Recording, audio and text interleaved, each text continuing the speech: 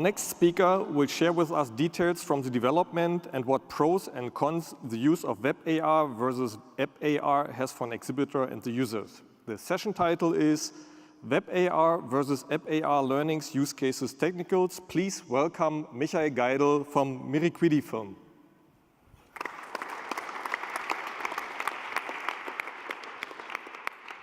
Yeah, thanks for holding out that long. I mean, it's been a long session, so much input today already. I mean, really, and thanks a lot to the organizers for giving us a space here, you know, to talk to you, experts from all over Europe and all over the world. It's been really great so far. So I'm trying to keep this rather short and simple because you've been through so much images, but just to see if everyone's still alive in the audience, who has ever heard about our association before, VRBB? Please raise your hand.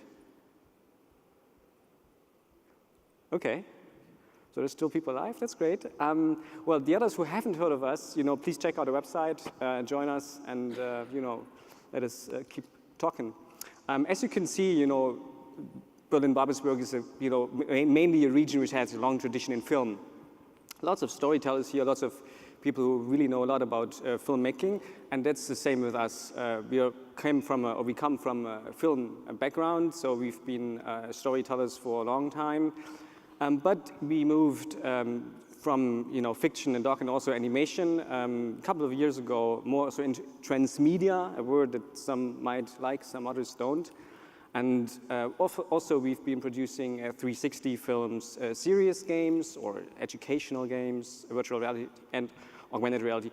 And we do have a little lab at our places, and one of the things I want to talk about is this WebAR versus AppAR. There's been lots of things going on in the augmented reality industry, you know, image recognition, all this has advanced dramatically, but also in the web browser area or browser section, lots of improvement has been made. And as we have, you know, heard earlier today, user-centric is very important, not just if you design glasses, but also if you think about a use case. And we've been looking today at lots of presentations about Industry 4.0 and all of that. The project I'm showcasing here, or we had a little development in, is a cultural project. So totally different target audience. And the project's web-centric. So we were thinking, okay, there is a website, there's a web documentary, there's a documentary. Do we really want to have an additional platform? Do we want to have an app? That was the one concern. Then it is a pop-up installation, means every 4-6 weeks, it just changes the place. So you have to assemble and reassemble, you have to transport it somewhere else, and it's a different location. So you have to adapt possibly also your content to that, right? Then it's an open space, it's an art piece. Of course, that gives a different you know, consideration to what you want to do compared to having your augmented reality application in a warehouse. And also, we wanted to use video, text, and photo as contents for this, which is also important because the screen size and all of that would matter. And one really important thing for us was the usage. So the visit time would be about 10 to 20, maybe 30 minutes, but not more. As we know, if you go to a museum, you pay your 10 euros. You spend 2, 3, 4 hours maybe if you have time with your family, with your friends in a museum. With the pop-up installation, it's very short for this one. So that's something we considered. And the other thing is, usually in AR, you want to avoid markers for marketing purposes, because if you have your Coca-Cola can, it's cool to just have the can and not a big marker on top of it. In our case, we especially wanted to have markers to let the people know where they actually can get additional content. And of course, they were using their own devices. The things we've learned, and it's more kind of a lessons learned thing here, right, is first of all, it's really working quickly, and it is working. And there is no app install entry barrier. As we know, it's really hard to have the conversion from getting on the point of sale to getting really someone to install an app. That's the same with museums and also much more with entertainment. With us, with a 15-minute use in average, we would know that it's really hard to convince someone to download an app. So we would save that. And we could integrate it already into the web app and to the website, and easy to maintain as well. The lower cost question, of course, it's something to discuss, but that's also what the Q&A is for later. And one thing to end with the pros is, of course, it will be more powerful in the future. Some cons we figured out, of course, that's a big problem. Everyone, I guess, is aware of that the iOS system is so far not supporting some of the things that are needed for WebAR to really work. So that's something that is hopefully going to change in the future. As we all know, Apple has a big stake in AR, or a big hope in that. So we really hope that there is moving forward things, a lot of that. And the limiting in the position. Of course, if you compare it to Vuforia or to other SDKs, there is some limits if you work still in WebGL and 3x and all of that, but it is improving. And the battery drain is something that, of course, depends very much on how you use it in the end versus an app, and how you really integrate it into your web app. But that's something, of course, to consider as well. One downturn is, of course, you need data if you are working with your 4G and there's nothing else. For a pop-up installation and some markers, that's not really an issue, I guess. But in other cases, something like shoutr.Boxx would be great, because then it could actually work. You don't have a data problem, right? And it is not a really ready-made perfect system, so you can't go and say, hey, this is the SDK, this is like out of the box, no worries, and that's it. There's lots of coding required to really make it work. And for some of the people, of course, security is an issue. And monetization.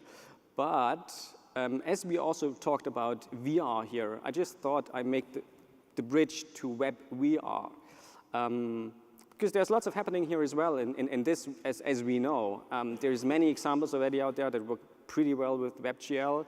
There is Oculus that really just announced at their Connect that they think that the WebVR is going to play a major role in the future for all of the devices. And that's, of course, for a certain thing, because it's multi-platform. It's really, really easy if it's working. And that's, of course, something that developers are looking forward to improve, because there's no hardware dependency. And also, the WebVR thing gets even more powerful. A lot of people suggest that with the continuous development and more fine-iteration and all of that, we will get much, much better results.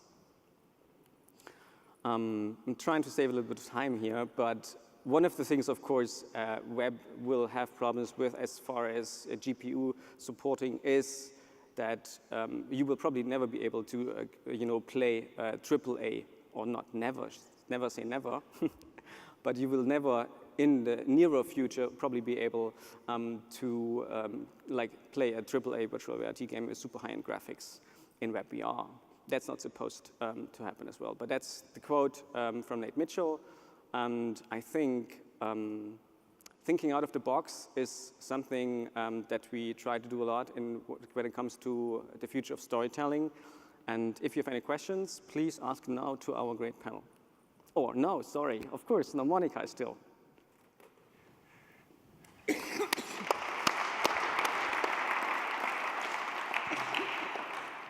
So please, now let me introduce you to our special guest, Monika. Monika is a real global citizen. She lived all over the world. She's constantly traveling, looking for the future. That's also why she will tell us a little bit about the future. Please give her a warm welcome, and pardon that she remains sitting because she's a little bit handicapped at the moment.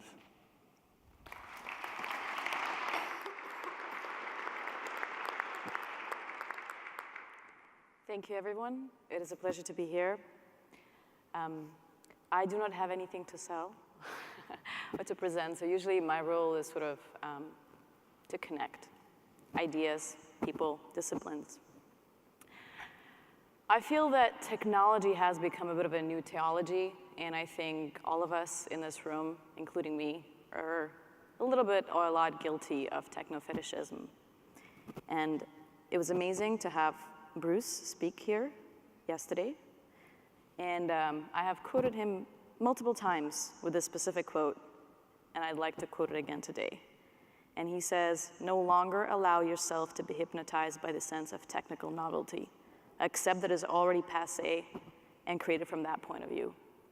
And I think this is really important. I think we live in sort of like a bit of a bubble where just because it is new, we feel that we should do it, but does it even matter? And I don't want to be a naysayer.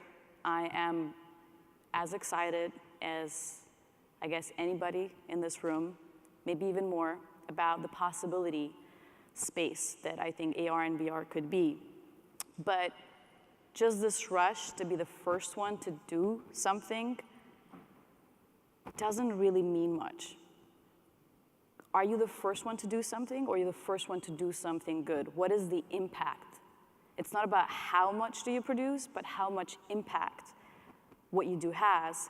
It's not how much you say and how many sort of ideas you try to squeeze in, the presentation, but really, does it change something in how we live in this world? Another strong feeling that I have, I go and speak and attend a whole lot of conferences, and we do so many presentations, but how many conversations we have? Unless we really go out of the comfort zone and are questioned and exchange with people that make us think critical about whatever that we are developing, we will not advance. So yesterday, I had two pretty deep, or whatever you'll call it, conversations. And the first one was with Bruce, and the second one was with Christopher, who is speaking later today. I urge you to see him. And both of them challenged my views, and both of them told me things that I do not know. And from our encounter, coming from these very different backgrounds, something new was born. So I'd love to see more of that. I'd love to see more VR and AR development happening not just in the Western world, not just in sort of Western Europe and America, Canada, and a bit of Japan, China, Korea, but could we make a conscious effort to bring it to other places, to bring it to Central and South America, to bring it to Africa, to bring it to South Asia, and what could we learn? What I find really interesting about that, I'll be teaching short workshop course in the main University of Columbia this winter, and I'm really curious what I will learn, not what I will teach, but what I will learn from the students there, because they do not have this long tradition of how things sort of have to be, and I think they could create something really, really interesting. One of the main problems that I see today happening in VR and AR world is that we are dragging the old media and the old media's habits into the new medium. And if we stay within the same pattern, we're not going to create something really new. And so I think opening this conversation and looking into VR and AR as a possibility space. What does this open us to? How does this connect us to others? Rather than spending sort of more time discussing, another horror-based experience or first-person shooter, could really maybe bring us somewhere. And I find that really, really, really important. So again, I hang out with people on the crazier spectrum, be it scientists, technologists, or creatives and innovators. And those conversations teach me new things every day. I'd love to continue having conversations with you. I'd love us to open the floor to other questions. And let's find a way to say something that stays news. Okay, thank you very much. So, yeah.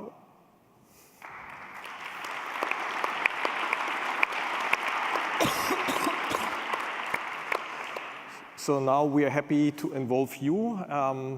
So we are happy if you have questions, either to our presenters, to what Monika said, topics you would like to discuss with us. So please go to one of the microphones and we are happy to discuss with you. No one?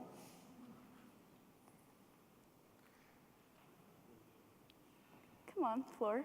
Okay, so maybe I ask the question then around here. So what is the reason why you think that the Berlin area is perfectly suited for companies in the space of VR and AR, and why you're not going to Silicon Valley or to China or other regions?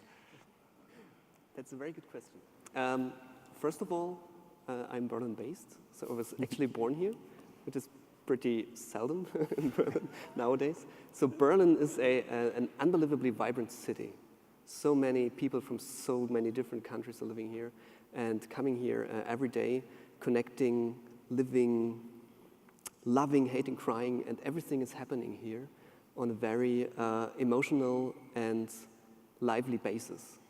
So this enables the Berlin-Brandenburg area to actually be the perfect incubation hub for new ideas, for preceding ideas like virtual reality, and the development of virtual reality inside of Berlin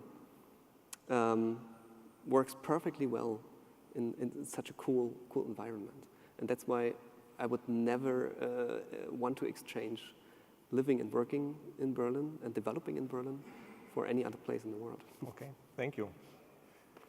Okay. Well, I guess, of course, Berlin will never replace Silicon Valley. That's luckily also not what is the aim and what is, the advantage of Berlin. It's more the question of why are not more coming to Berlin already? Maybe because they don't know. I mean, there's lots of people coming to Berlin from Silicon Valley because there's many advantages, funding and founding companies here and getting people.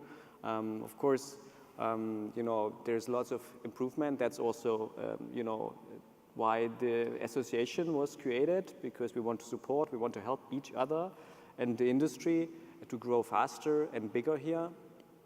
And the other thing, of course, is we're not the center of the world, but we are in between of very different parts, and we can connect very good. And that was also, as part of history, to connect a lot here in this region in Central Europe. We connect very good to Eastern Europe, very good to Western Europe, very good to China, to Asia, and the others in the other way as well, to Los Angeles and to Silicon Valley. And I think Berlin has just developed, because also of political support, to a digital center. The film was invented here, kind of, and so that's not what we really had to develop much more. What we needed was to develop the IT industry much more. And that's something we got a lot of help with. And VR is a lot of storytelling, a lot of tech. So I think, we are in a good position and we have lots of ways to improve. Okay, thank you. Nico? I actually find this question a little bit hard to answer. And the reason being that I tend to move away a little bit from being location-based just at one location. I mean, this is quite international now, right? It's no problem to fly from one point to the next. And I just came back on the weekend from China. We did a project there, or rather we did a project in Germany and in China and combined it. So I think that's the future. I think you will have people working from all over on the same project. Managing that's the hard part. Getting people to work on the same thing, really in the same direction, that's the hard part. But I think it won't be based in one city in the future, or just the moment gets a little bit bigger. And I think that's good, because there are a lot of different ideas and views that get together and then create something new. And for the reason maybe why I myself are in Berlin at the moment is that I think a lot of nice things get together here, and one part being actually artists. I think one thing that Berlin maybe has a little advantage over other big cities in the world is that there are a lot of creative people, a lot of artists in the city that still at the moment can afford it, which is always the hard part. And those people, in the best of terms, get connected to others, and there is a dialogue. And since, I studied computer science, and I have a very technical background, but I did filming for, a couple of years, and our company actually started as a film company originally. And so we always like to connect those two worlds. And so I think for that, Berlin is pretty good, or Berlin-Babelsberg, I would have to say. Thank you. Ronald? Well, most things have already been said. You have a lot of creative people here. A lot of people come to Berlin because Berlin was a cheap place. It's getting more expensive now.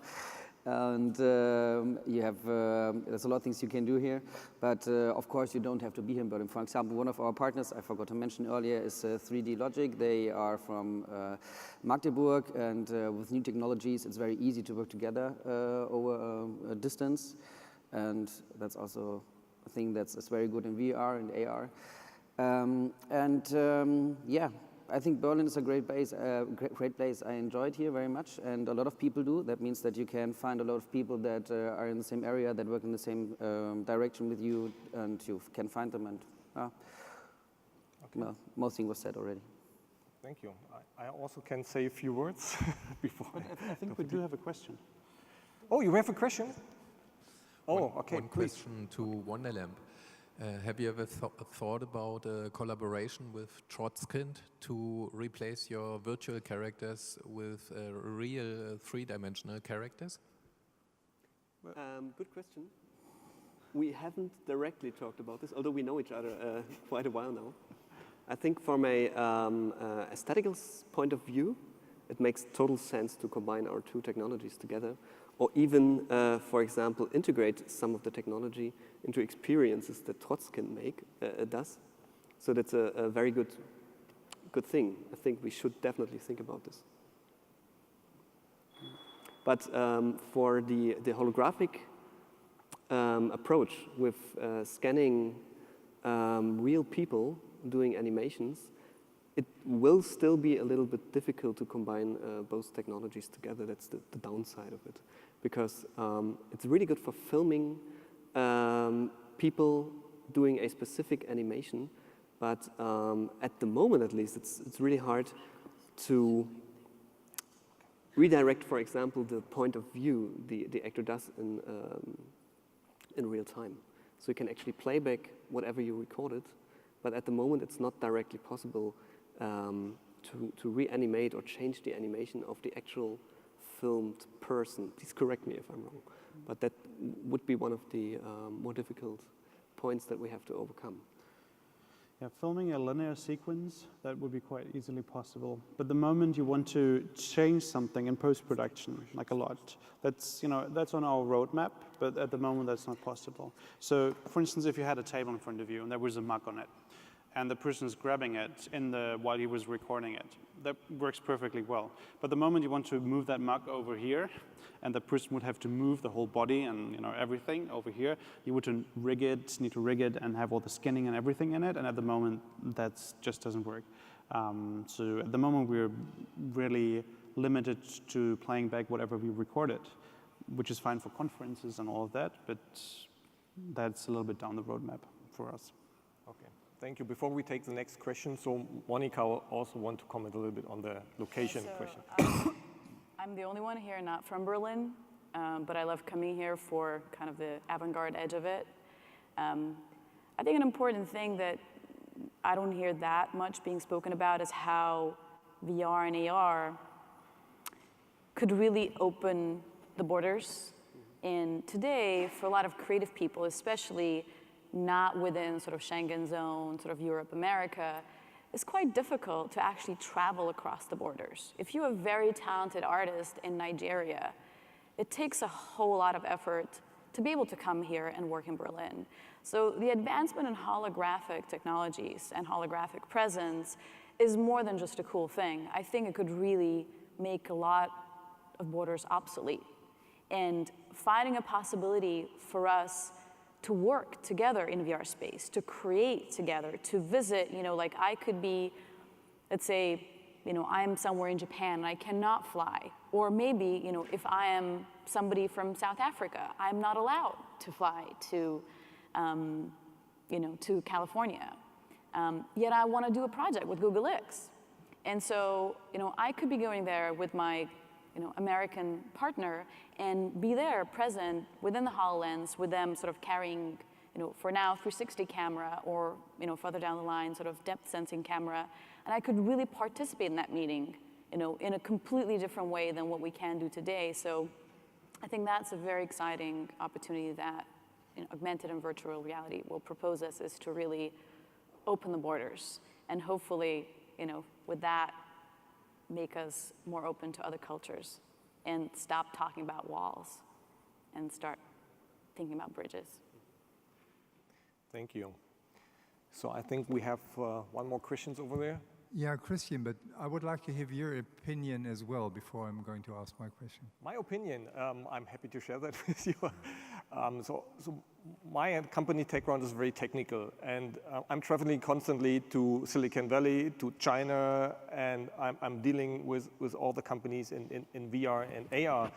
And what I really like here in Berlin and is that with VR and AR, it's the first time that creative persons, media persons, and engineers start to talk to each other. They come together, they have a passion working to bring a new type of technology to market, and there's so many things they can start talking about.